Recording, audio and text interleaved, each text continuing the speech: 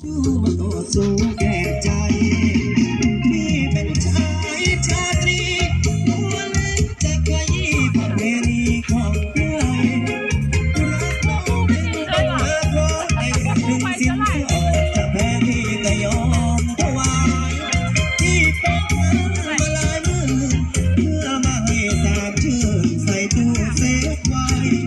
บอกกับพี่ที่นวดมองประตูเงินประตูทอง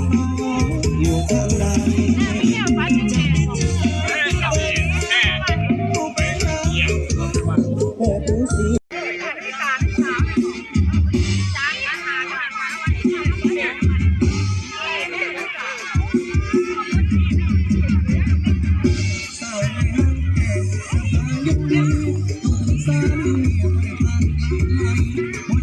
ผ้าร้านนี่เด่นเบิ่ง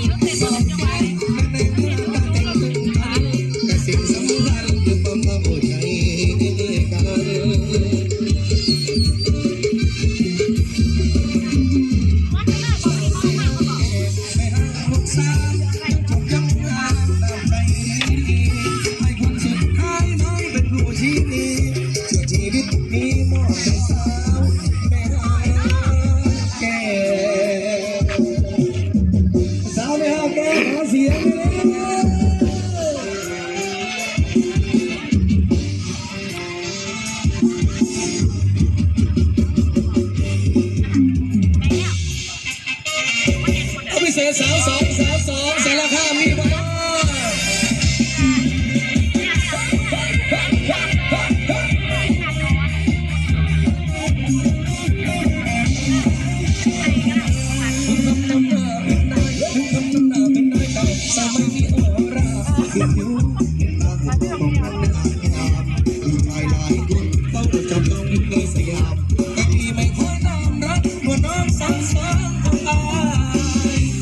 สวยดังเพชรที่ดา